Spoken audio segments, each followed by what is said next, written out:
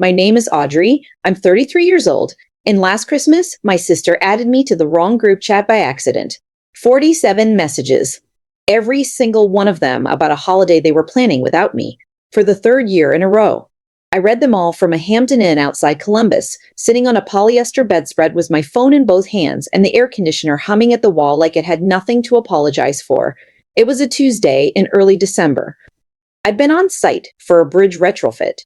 3 weeks in, 2 to go, eating takeout on my laptop every night. My phone buzzed around 9. Then again. Then again. I picked it up and saw a group thread I'd never been added to, titled, with a Christmas tree emoji, the word fam, another emoji, and the word planning. 47 messages stacked underneath like a tower I was never supposed to see. My younger sister Brooke had sent a private text right after. Oops, wrong chat. Ignore that lol. Too late. I was already scrolling. The first few were logistics. My older brother Nathan asked if the 25th worked for everyone. Mom confirmed. Dad sent a thumbs up. Normal enough. Then the conversation shifted. Message 9. Mom. Finally a relaxed one. Audrey won't be there to complain about hand washing. Message 10. Nathan Lowell. My name appeared exactly 0 times in the planning and exactly 4 times in the managing. Message 11. Nathan. Just tell her the wrong date like last year. Message 14. Mom, the 28th. Say we're doing a small thing on the 28th. Message 16, Dad, nudge. Message 22, Brooke, what if she finds out? Message Team 40, Mom, she won't. She never does. Message 23, Mom, she won't. She never does. I put the phone down on the bedspread, picked it up, put it down again. 47 messages. Not a single one invited me. 4 of them made sure I'd stay gone. Brooke texted again privately. Seriously, just ignore it. It's nothing. I didn't reply. I opened the group chat again and started screenshotting from the top. I should tell you who I am because it matters for what comes next. I'm a structural engineer. I design load paths for bridges and parking garages and the occasional hospital wing. I've been licensed for 9 years, and I spend about 40% of my time on the road, staying in hotels like that Hampton Inn, eating dinner alone, billing hours. I'm good at my job. I'm good at it because I'm patient with details and I don't skip steps. Growing up in Millfield, Ohio, I was the middle kid who turned in homework on time, while Nathan played varsity baseball and Brooke did pageants. Mom drove them to everything, Dad cheered. I rode my bike to the library. That was fine. I told myself, busy people get forgotten. And I kept telling myself that for years. I sent Christmas gifts on time every year. I booked the restaurant for Mom's birthday 3 years running. When Dad needed his truck moved before surgery, I drove 6 hours on a Thursday to do it. When the roof leaked and Nathan was too busy to deal with it, I called a roofer from a job site in Kentucky and paid the deposit over the phone. I never asked to be thanked. I just assumed that being useful was the same as being included. And then last December, I showed up at the house on the 29th, the date they'd given me, with a baking dish full of scalloped potatoes and a bottle of wine. The door was locked, lights off. Reed still on the hook, but nobody home. I called Mom. She picked up on the 5th ring, voice light as air. Oh, honey, I thought we told you. We did Christmas on the 25th this year. It was a last-minute thing. I stood on the porch with the potatoes cooling in my hands, and I said, That's okay. My fault for not checking. It was not my fault. And it was not last minute. I just didn't know that yet. Back in the hotel, still reading. I hit message 31 and my stomach dropped. Nathan, closing's the 26th. Just keep her clear till then. Closing. I read it 3 times. 2 messages later, Mom, Karen says the buyer wants a walkthrough Christmas afternoon, so we need the place empty by noon. Karen, a buyer, a walkthrough. They were selling something and whatever it was, they needed me out of the way to do it. The only thing I could think about was my grandmother's house, Nan Margaret's house. The yellow clapboard on Sycamore Street. 2 stories, a porch that wrapped around the south side like a long arm, white trim that Dad repainted every 5 years when he still bothered. A mailbox shaped like a barn that Nan's husband built before I was born. I'd lived there the summer after my freshman year of college when I couldn't afford the dorm deposit and didn't want to ask my parents. Man, let me sleep in the upstairs bedroom with the sloped ceiling and the window that overlooked the backyard maple. She made coffee every morning at 6 and told me to study hard and not worry about the rest. That house was the only place I never had to explain why I was there. I had a key. I still had it, a brass one, heavier than the others on my ring, cut in a style they don't make anymore. Nan gave it to me the year she turned 75 in front of the whole family at Thanksgiving. She pressed it into my palm and said, "This is your home whenever you need one, Audrey." Mom rolled her eyes. Nathan was on his phone. Dad nodded politely and went back to the game. None of them thought it meant anything. I kept scrolling. Message 36, Mom, make sure she doesn't find out. Not whispered, not implied. Typed in black and white and sent to 4 people who all hit the like button. 2 messages later. Dad, my father, Glenn Grant, 64 years old, the man who taught me to change a tire in the driveway, sent a yellow face laughing so hard it cried. He didn't even type a word. He just laughed. I screenshotted that one twice because my hands were shaking and the first capture was blurred. I sat in that hotel room until midnight, reading the thread forward and backward. The thing that kept circling was the word again, like last year, which meant last year wasn't an accident either. The potatoes, the locked door, the light voice on the phone. All of it was the same play. Run twice. My thumb hovered over the call button next to Mom's name. For 11 seconds, I counted. 11 seconds of picturing the conversation. I'd say I saw the chat. She'd go quiet. Then she'd cry. Then she'd tell me I was being dramatic. Then I'd apologize for making her feel bad about making me feel invisible. I'd done that math before. I knew the answer. So I pulled my thumb back and locked the phone. I sat on the edge of the bed with both hands flat on my knees, the way I sit when I'm reading a structural report that doesn't add up. Still, focused. Looking for the load that's not where it should be. And I asked myself one question: what exactly are they selling? Because Nathan had typed closings the 26th, that's real estate language. Mom mentioned a buyer and a walkthrough. If they were selling Nan Margaret's house, that was a problem. But it was also a question. Nan had died 3 years ago. The house should have gone through probate or a trust or whatever she'd set up. And I didn't know the answer because nobody had ever told me. Nobody had asked me to sign anything. So before I said a single word to anyone, I needed to know what I was actually dealing with. Not the emotions, the paper. The recorded, filed, notarized paper. I turned on the lamp, opened my laptop, and typed the Millfield County Recorder's Office into the search bar. While the county website loaded, slowly, the way small government portals always do, I unclipped my keyring and held the brass key under the lamp, thicker than the rest. A little tarnished. A square bow that dug into my palm when I squeezed. I'd carried it for 8 years. The recorder's site was basic. White page, blue links, a search bar that looked like it hadn't been updated since 2011. I typed in the address, 426 Sycamore Street, Millfield, Ohio, and waited. A list of documents came back. The original purchase deed from 1974, a refinance in 1998, a satisfaction of mortgage in 2009, and then one more entry. A quitclaim deed recorded 8 years ago. I clicked it. The scan took 30 seconds to load. Grainy, slightly tilted, the way county scans always are. At the top, quit slam deed. Granked quarter. Margaret Ann Grant. Grantees, Diane Patricia Grant. Audrey Elizabeth Grant. Tenants in common. I read it again. And again, I wasn't looking at a sentimental gesture. I was looking at a recorded legal instrument that said I owned half of that house. Not symbolically, not emotionally. On paper, filed with the county, indexed and searchable by anyone with a browser and the address.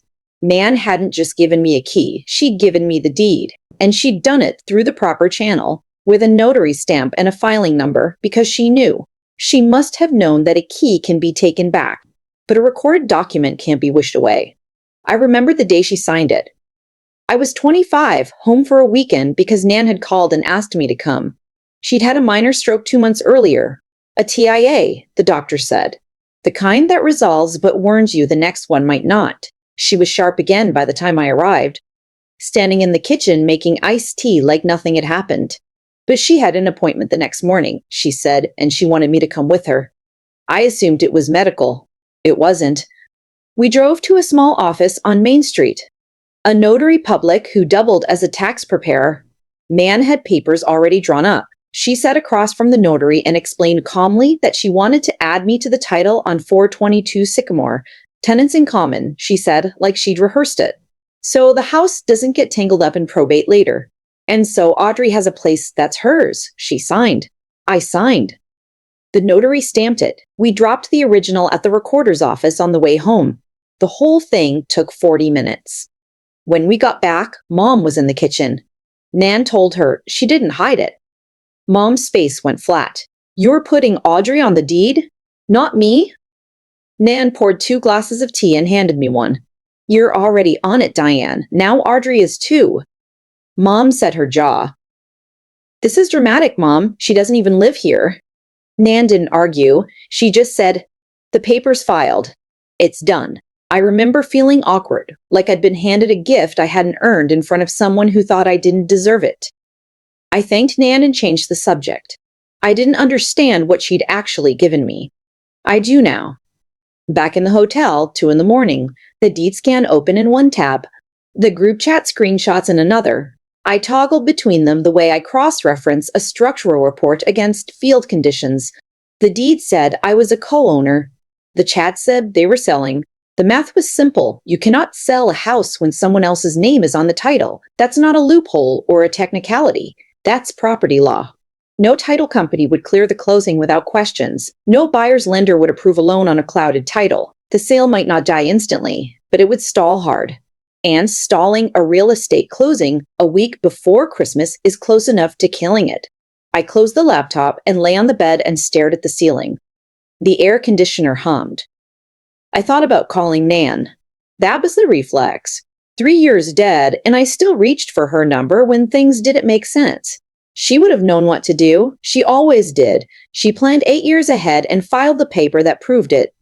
She didn't tell me what to do with it because she trusted me to figure it out when the time came. I turned on my side and looked at the brass key sitting on the desk next to the laptop. Small.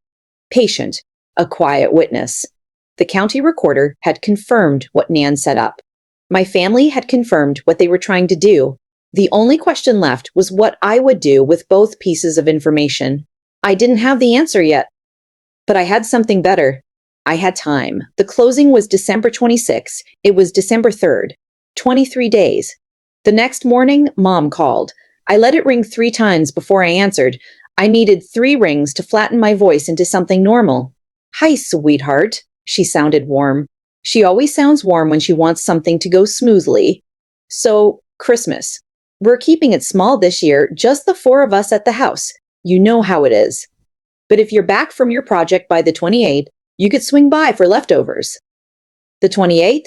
Delivered on schedule, exactly as the chat prescribed. I held the phone away from my ear for a second and looked at the screenshot still open on my laptop. Message 14, Diane, the 28th. Say we're doing a small thing on the 28th. She was reading from her own script. That sounds fine, Mom. I'll check my schedule. Perfect. Don't bring anything fancy, just yourself. She laughed. I didn't. I said goodbye and hung up and sat very still for a long time.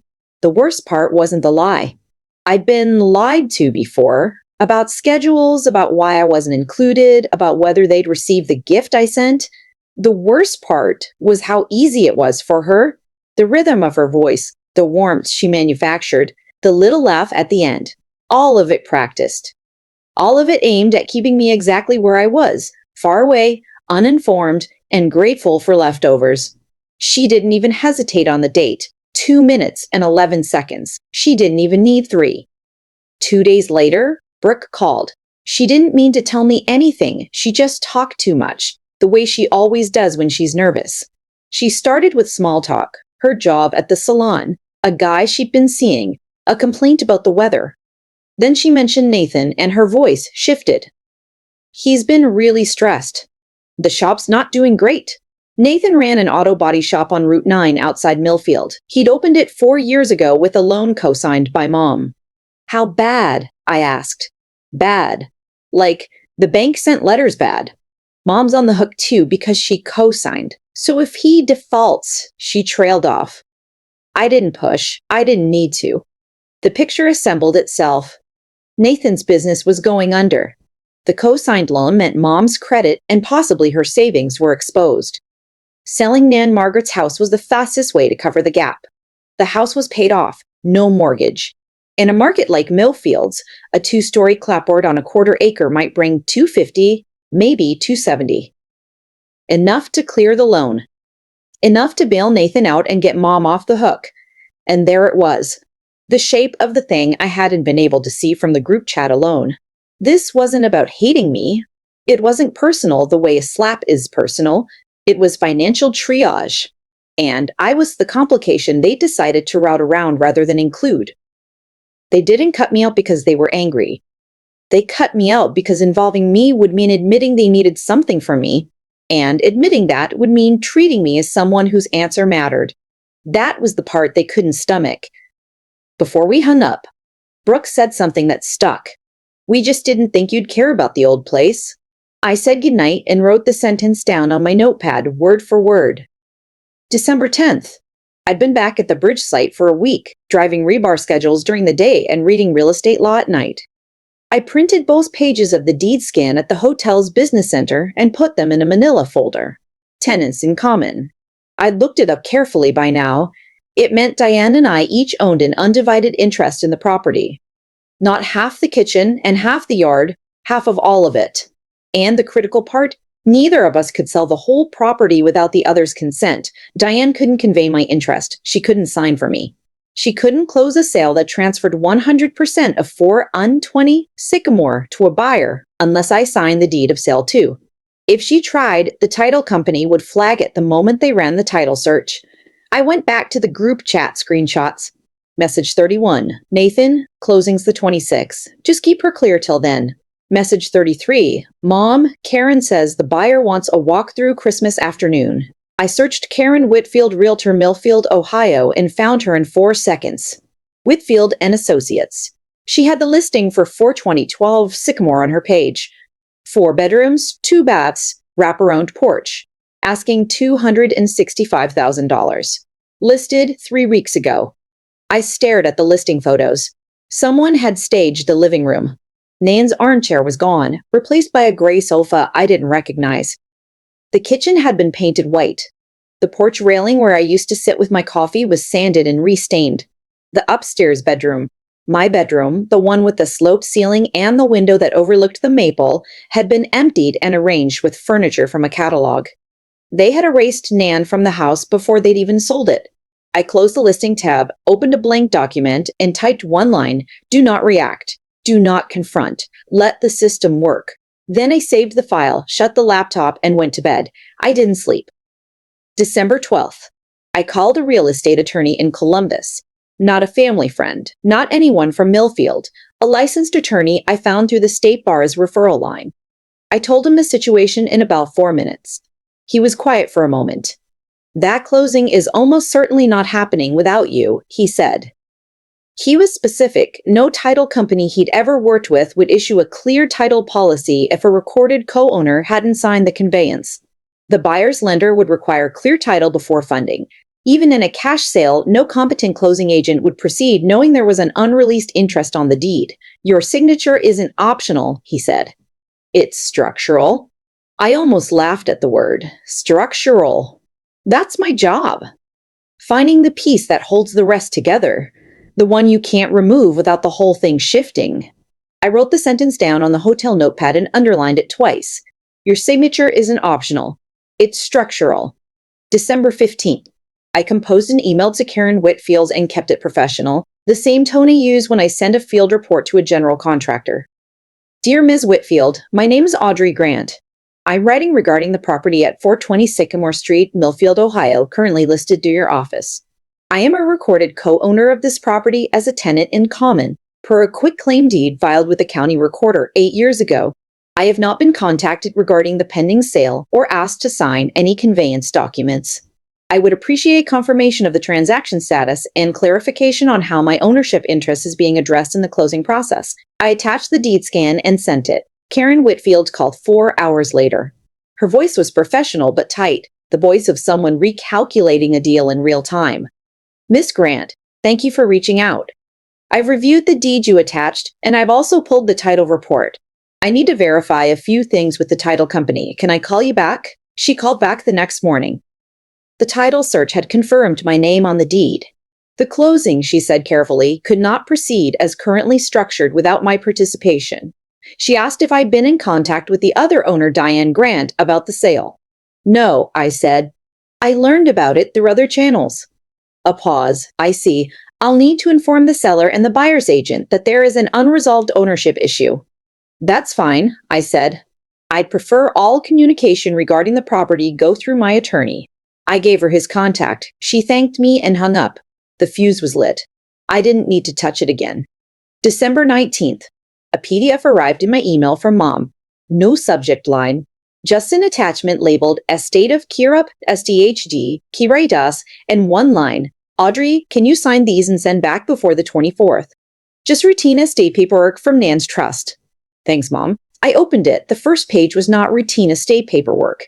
It was a deed of sale, a conveyance document transferring all interest in 426 Seymour Street from Diane Patricia Grant and Audrey Elizabeth Grant to a buyer named Gerald Foss for a purchase price of $265,000.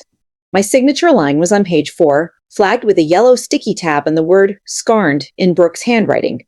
I recognized the loopy S page 5 was a disbursement schedule. The proceeds routed to a single bank account, Mom's.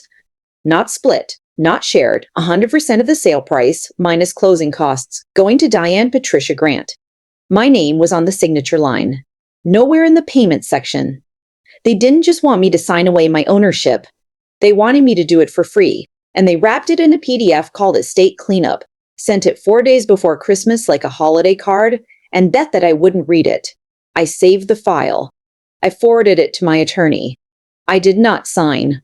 I didn't reply to Mom's email either. I left it sitting in my inbox, read but unanswered, the way they'd left me standing on a porch with a baking dish the December before. Acknowledged just enough to confirm I existed, then ignored. That night, I held the brass key in my closed fist and sat on the hotel bed in the dark. I thought about Nan Margaret, not the legal version, not the grantor on a quitclaim deed, but the real one, the woman who made iced tea without measuring, who kept a stack of crossword puzzles by the back door, who noticed when I was quiet and never once told me I was too sensitive for noticing what I noticed. She signed that deed because she saw this coming. Maybe not the details, not Nathan's failing shop or Mom's desperation or the group chat or the PDF disguised as routine paperwork, but the shape of it. She saw that I would be the one they spent around, and she put my name on the one thing they couldn't spend without me. That wasn't sentimentality. That was engineering. The key in my hand was warm from holding it. I opened my palm and looked at it. The square bow. The tarnished brass. The teeth cut for a lock that still worked on a door I hadn't opened in 3 years. It wasn't a keepsake anymore. It was a title. It was proof that someone had looked at me and said, not with words, but with a notary stamp, "She belongs here." Christmas Eve. The group chat lit up one last time. Nathan posted a photo of the house, freshly staged, porch lights on, a wreath that wasn't Nan's on the door. Brooke replied with heart emojis. Mom typed, "Tomorrow's going to be perfect. Don't forget, nobody mentions Audrey." She thinks it's the 28th. Dad sent a Santa emoji. I read it from my couch in Columbus with a mug of tea going cold in my hands. Nobody mentions Audrey. 3 words that summarized a decade of holiday math. Every last-minute change, every locked door, every "oh, we thought we told you." It wasn't casual, it was policy. I thought about what tomorrow would look like from their side. Nathan relieved, pouring coffee, talking through the walkthrough schedule. Mom orchestrating the table, fussing with napkins, satisfied that everything was on track. Dad quiet in his recliner. Brooke setting out plates for 4, not counting the absence because she'd stopped counting it years ago. And at some point in the morning, probably around 10, when they were all together and comfortable and certain, my message would land in that chat like a stone dropped into still water. I didn't feel triumphant. I didn't feel vengeful. I felt the way I feel when a bridge inspection comes back and the numbers are exactly what the drawing said they'd be. Clear. Verified. Done. I washed my mug, set my alarm for 7, and went to bed. The brass key was on the nightstand. The manila folder was in my desk drawer. Tomorrow, the paper would speak for itself. Christmas morning, I woke at 7, made coffee, and sat at my desk. The messages in the chat were already flowing. A Christmas tree emoji from Brooke. Morning fam from Nathan. A candy cane sticker from Dad. Mom sent a photo of the dining table set for 4 white plates, red napkins, candles, 4 chairs. I counted them the way I count rebar spacing on a drawing. Precisely. Without emotion. Because the number is the number. At 9:48 a.m., I tapped the draft I'd saved 3 weeks earlier and hit send. Merry Christmas. Your realtor will explain the rest. One line, no emoji, no punctuation drama, just a sentence and a period. I set the phone on the desk, screen up, and watched. The typing indicator appeared under Brooke's name, then vanished. Then under Mom's, then vanished. Nathan's appeared for a full 10 seconds. Vanished. Nobody sent a word. The chat that had been buzzing with cheer 4 minutes ago went absolutely silent. The kind of silence that doesn't mean nobody has anything to say, it means everybody has too much. I picked up my coffee, still warm. I took a sip and waited. Then the phone started ringing. Nathan called first. I let it go to voicemail. He called again. Voicemail. Brooke tried 3 times in 90 seconds. Mom's name flashed over and over, the phone vibrating so hard it slid across the desk. Dad texted, "Call your mother." His first text to me in months. I started a tally in my notes app because that's what I do with data. I track it. By 10:48, exactly 1 hour after I'd sent the message, the tally was at 89 calls. 89. I wrote the number on the notepad, circled it, and set down the pen. For 3 years, they couldn't be bothered to dial my number on Christmas. Now they couldn't stop. Here is what I learned later, pieced together from Brooke's account and from what Karen Whitfield confirmed through my attorney. Karen had left Mom a voicemail on December 23rd, a professional courtesy. The title search had flagged a co-owner, me, who had not been consulted or included in the sale process. She recommended pausing the closing until the issue was resolved. Mom didn't tell anyone. She assumed she could handle it after Christmas. She figured she'd call Karen on the 26th, smooth it over, maybe say I was estranged and wouldn't be a problem. She buried it the way she'd buried every complication I ever represented, quietly, confidently, on her own schedule. Then my message landed in the chat, and Karen's voicemail stopped being a problem she could postpone and became a crisis she couldn't contain. Nathan called Karen at 10:15 on Christmas morning. Karen was measured. She told him what she'd already told Mom. The title showed 2 owners. Only one had authorized the sale. The closing could not proceed until the co-owner, Audrey Elizabeth Grant, either consented to the transaction or the parties reached a legal resolution. If the family wanted to force a sale without my agreement, they need to file a partition action, a lawsuit. Public record, months of process. Nathan hung up.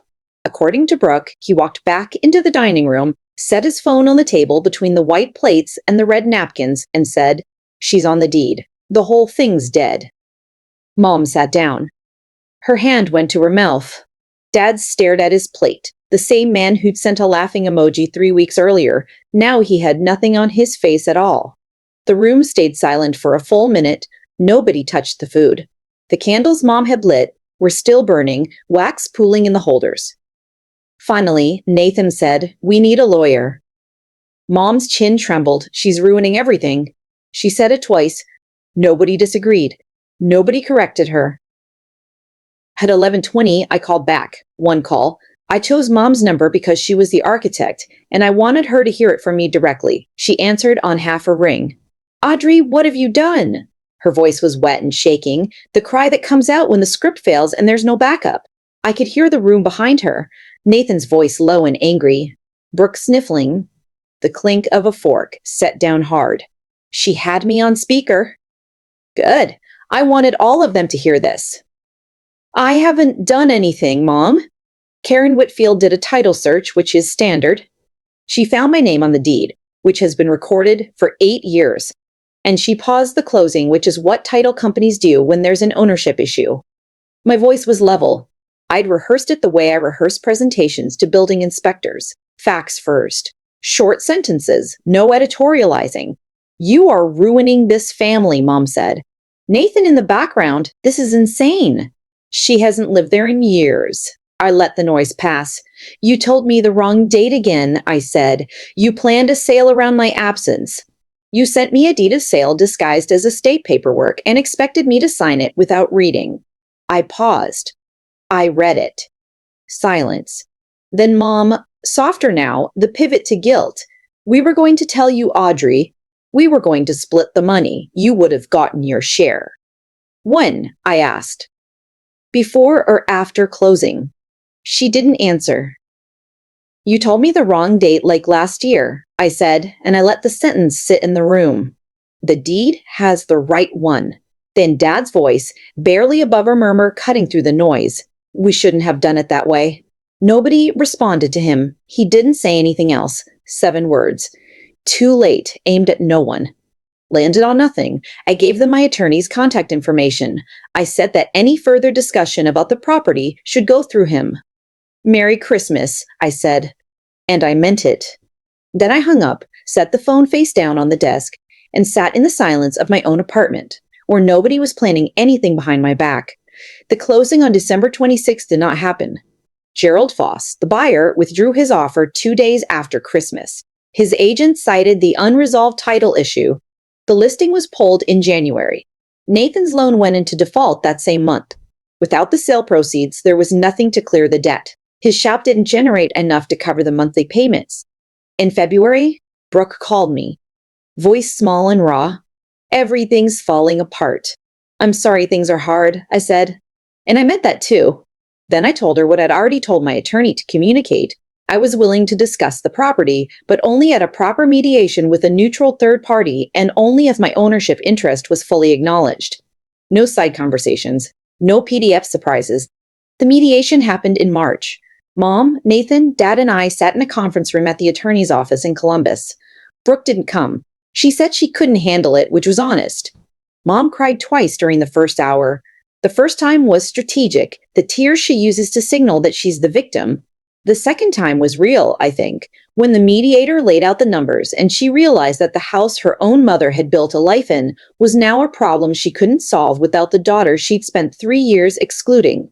Nathan said almost nothing. Dad sat with his hands folded and his eyes on the table. I presented 2 options. We could sell the property together, with proceeds split according to our recorded ownership, 50-50 as the deed stated, with a proper transparent closing. Or I would buy out Diane's share at fair market value, appraised by a licensed professional. I didn't offer a third option. I didn't negotiate against myself. Nathan finally leaned forward and spoke. Nan would have wanted us to keep it in the family. I looked at him for a long moment. Nan did keep it in the family, I said. She put my name on it. The question is whether you consider me family. The mediator suggested a break. We took 10 minutes. When we came back, Mom asked if we could just go back to how things were. The mediator asked her to clarify. She couldn't. We agreed to the sale. The house went back on the market in April with a new listing agent. It sold in May for $258,000. My share, after closing costs, was $121,000. I deposited it into a savings account and didn't touch it. Before the new buyers moved in, I drove to Millfield one last time. I parked on Sycamore, walked up the porch steps, and put the brass key into the lock. It still fit. The door opened into an empty house that smelled like fresh paint and wood polish. I stood in the living room where Nan's armchair used to be. I didn't cry. I just looked around, said thank you to nobody and everybody, and pulled the door shut behind me. I took the key off my ring and left it on the porch railing, the only thing of Nan's that stayed with the house. It was never about the money. They spent 3 Christmases making sure I wouldn't find out, coordinating dates I'd never be invited to and doors I'd never walk through. And not one of them stopped to remember that the woman they kept writing off the guest list had been written onto the deed, years before, by the one person in that family who actually saw her. 47 messages showed me where I stood. One message showed them where the ground was.